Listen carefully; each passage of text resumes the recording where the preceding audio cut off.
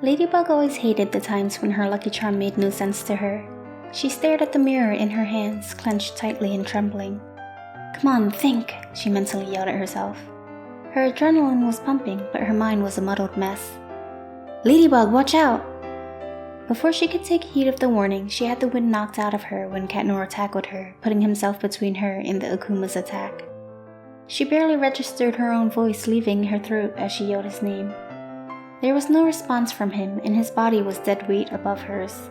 She shook him gently, trying to rouse him, but to no avail.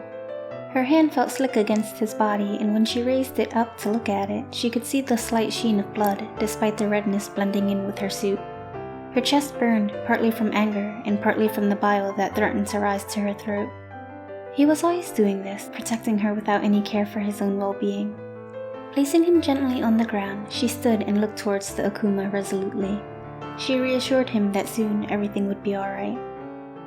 When she returned to him after defeating the Akuma, he grinned cheekily at her, sitting where she'd left him. But she could see it on his face, the memories of the injury that would now be nothing more than phantom pains. His body may have been cured, but his mind would always remember. He stood and raised his fist towards her, waiting for her to return their usual gesture whenever an Akuma was defeated. She stepped forward, ignoring the raised arm, and rested her head against his shoulder, much to his confusion. On a fundamental level, she understood that his role was to be her shield, that no matter what happened, she had to stay safe in order to use her powers to cleanse and cure. But knowing that didn't make it any better. She was tired of seeing his life thrown away before her very eyes, over and over. "Ladybug, your earrings, you have to go." His voice sounded like a distant hum to her. People began to crowd around them, wondering what was going on. But she couldn't muster the mental strength to care. With less than 1 minute on her timer, Cat Noir grabbed his baton, pulled her close, and vaulted off into the sky before her transformation could unravel in front of all of the prying eyes. Ladybug stayed silent the whole time, and he wasn't sure what to make of it. He squinted slightly when the bright pink light of her de-transformation appeared, and his heart thudded loudly in his ears.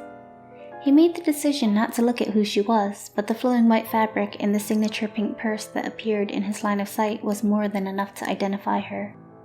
The memory of her from earlier that day flashed in his mind. "Marinette?" he said cautiously. She didn't reply. By the time he landed on her balcony, night had settled in. Marinette released her grip on him and stepped back. Her eyes were red, as if she had been crying throughout their trip to her home. She looked at him and gave him a slight smile. "Can you stay for a bit?" she asked quietly. "Of course," his reply was immediate.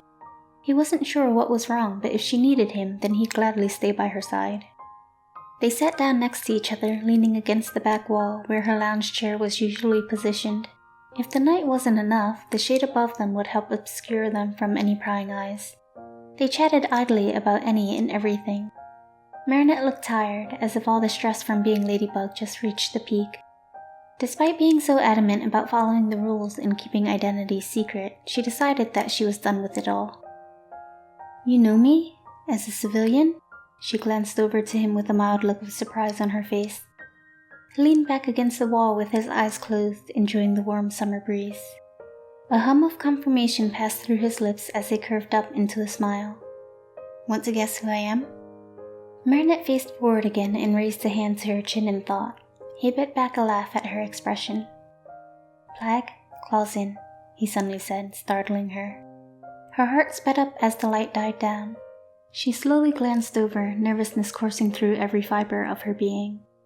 When the complete sight of Cat Noir's civilian self entered her vision, she felt like her heart had stopped. "Hey,"